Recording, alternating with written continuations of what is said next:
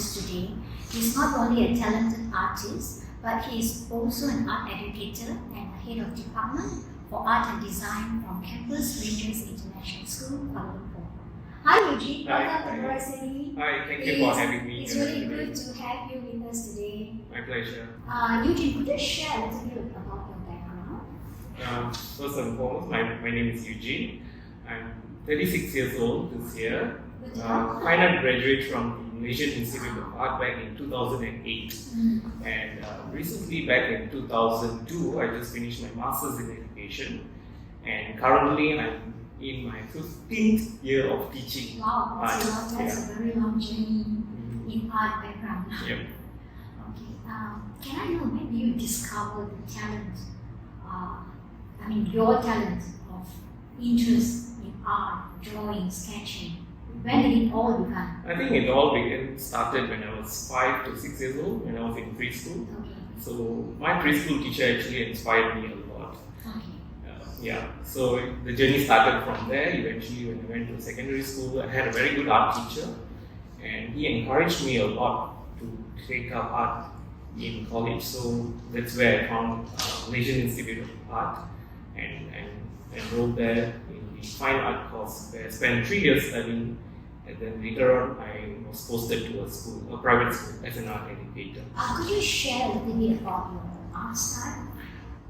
My art style, I would perhaps say I'm an abstract artist.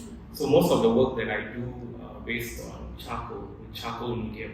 Yeah, I notice you always do charcoal or graphite and all. Yes. Why is always charcoal and graphite instead of acrylics or watercolors? For me, I have to find time first of all. Okay. For me, because dry mediums are pretty much straightforward, very straightforward. Okay. Yeah, so I can do it quite fast, you see, with that. I can handle them pretty much fast compared to oil paint and things like that. Oil paint takes time to dry and things like that, because I also juggle between teaching and also school work.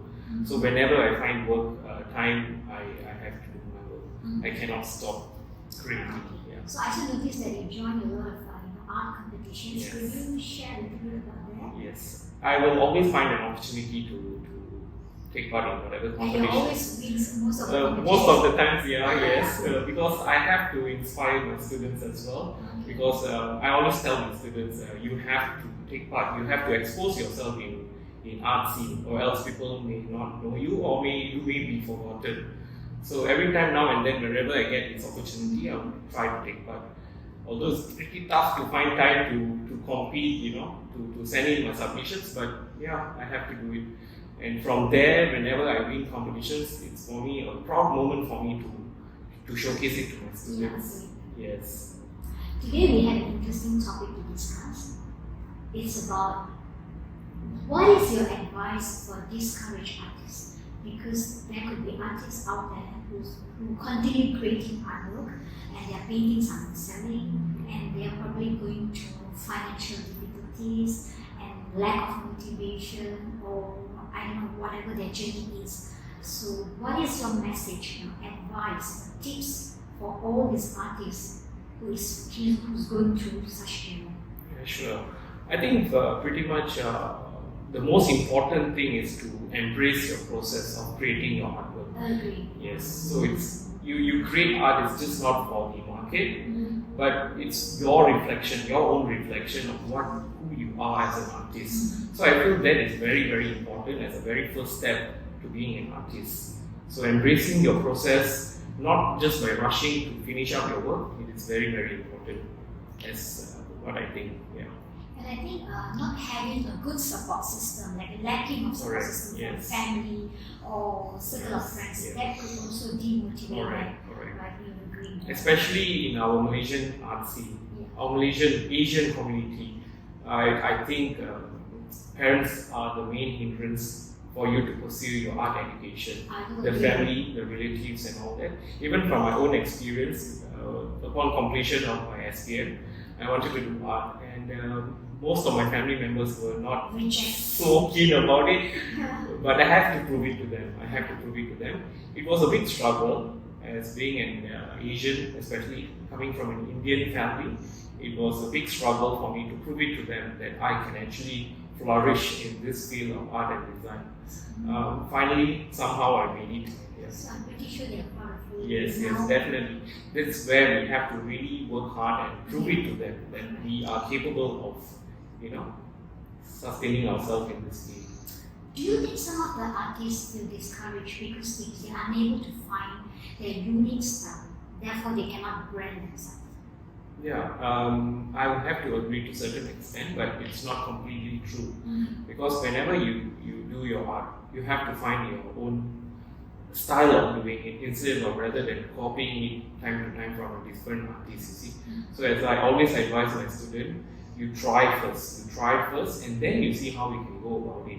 Instead of just re-copying a master's, for example, a Van Gogh's artwork. So you might not find your own style. So that can be a creative block as well. So you will tend to, I need to copy this, I need to copy that. So you don't have your own journey, you don't have your Correct, own expression. yes. Taking another master copy and copying it. Yes. Yeah. Mhm. Okay, got it. So anything else would you like to add? I also think it's very important to connect yourself with other artists as well. Yeah. Those, whether it's established artists or emerging artists, I think when you are within this kind of circle of artists, we share thoughts. We encourage each other and things like that. So from there, you'll feel like encouraged, to move on further. And when you go for exhibitions and things like that, of course, you can see the different style of work is projected there. Inspired. Yes, from there you can get all this inspiration from it. So, yeah. Do you think another reason why an artist is discouraged because they do not have a steady income? There's no fixed income. So therefore they think that I'm not going to paint anymore, I'm not going to enter exhibition anymore, I'm not going to do workshops anymore because it's just futile, it's just wasted. So how do you advise?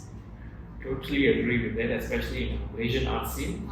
I think if you are a fine art graduate or anything related to art, if you are going to do that as a full time, it's going to take a leap of faith. Alright? So for me as an art educator, I always advise my student to get a permanent job. That is how you're going to sustain yourself as an artist. It's once you are established as an artist, you are there, then perhaps you can think about it whether you want to do a full-time job as an artist and things like that.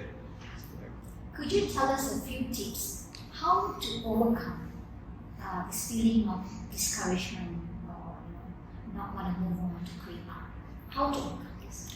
Personally, I think as an artist, as an art educator, you have to have your own sketchbook. Sketchbook is very, very important and it's very handy. So like art journal and things like that. So I think whenever you go for a walk and all that, it's so easy to carry, it's so handy. Whatever inspires you, you can jot it down, you can draw it out and things like that. So I think having a sketchbook as an artist is very, very crucial. Because you keep creating, you keep exploring. Because we can tend to think, oh, I might do this, I might do that, but you don't have anything to record. So the sketchbook, that's where it comes in handy. And I think another important point is that to be kind to yourself. True. You shouldn't be very hard on yourself that you cannot create. Yes. Because I think most artists go through creative block at times. Correct. I think you just have to break free from that kind of feelings or experience that yes, you can create, but maybe you need a break right now, Yes. or you maybe need to travel or read a book or Yes. do something. That's where we, as an artist, also we need our own self-care. Self-compassion. Self-compassion. We cannot be hard on ourselves. Go for meditation, go for a walk, be with your loved ones and things like that. Yeah, because I think all the setbacks or challenges that you have will shape your future journey. True. Because you have to make mistakes to be successful. Definitely. You have to fail, to be successful as well. So I think this will guide them to be, to be more motivated. I think another thing that could motivate the artist is to seek inspiration. What do you think about that? I think as an artist, we have to dream big. Whether you want to exhibit your artwork in a prestigious gallery or small gallery, or creating novels, doing any journaling and things like that, the creative process should go on. Never underestimate ourselves as an artist, because each and every artist have their own style, their own uniqueness. So whenever people see my artwork, oh, that's Eugene's work, and that's so and so's work. So we have to establish to that level. instead of just keeping quiet about it and brushing it off. Yeah, I think finding inspiration could actually lead us to where we want to get at. For example, collecting our thought process, putting it down on a sketchbook and journals, it would just give us like a blueprint. Or when we will get there, we wouldn't have any idea. But I think the journey takes us there.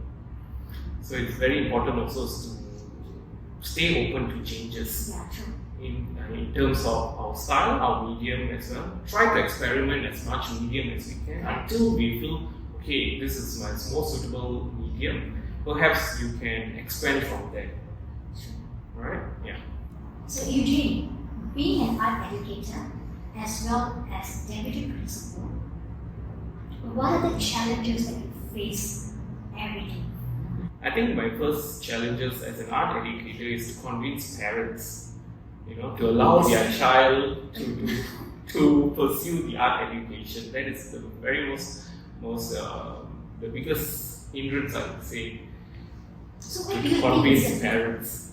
Why do you think it's the biggest hindrance? Is it because parents think that being in this art field, it's not a profession and you don't have a steady income? Yeah, most of them will say it's true. It's very true because most of them will say treat art as a hobby.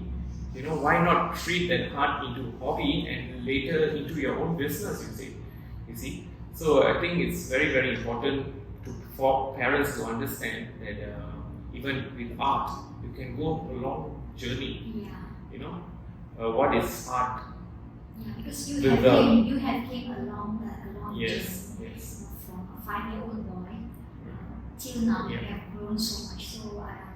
So will you be able to convince the parents that they can support you? As I said earlier, we have to prove ourselves as well. We cannot stop creating artwork. The moment we stop is the moment we die. See, so the process. That's a good quote.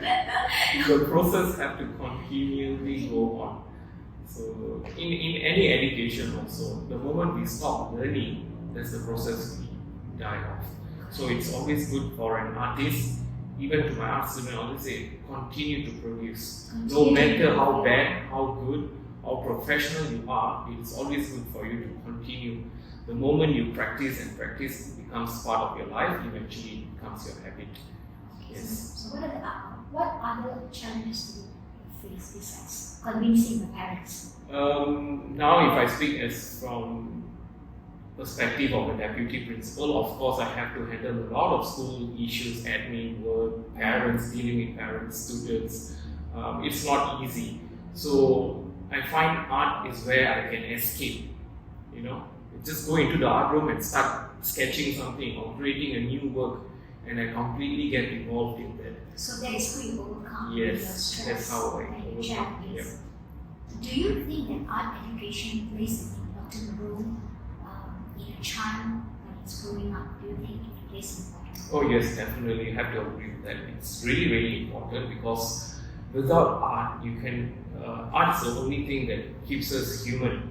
You see, The creative the creative expand. Everything that you see around you is pretty much art is involved. You cannot take away art from that. There's a quote saying, "What is earth without art? It's just air." You see. Yes. So we have to, How do you stay informed with the current changes in art development, and how do you apply that in teaching? There are a lot of changes, for example, NFT is happening, Yes. digital art is happening, AI is happening. Well, that is for another topic. Yeah. But how do you incorporate the changes to your current? Even in my own art classes, whenever the students come in, I always ask them to bring their devices because I think the use of technology in our current state is very, very important, where they can easily access to do their research. So incorporating technology into our artwork, that's where we actually expand ourselves as an artist. I have read somewhere they say if you are not on the internet, you are considered dead, as an artist. So you have to. Without your phone, you're considered. Yes, correct. Even without our phone, yeah. So it's always the consistency of doing research is very, very important as well as an art educator, as well as an art student, I would say. Yeah.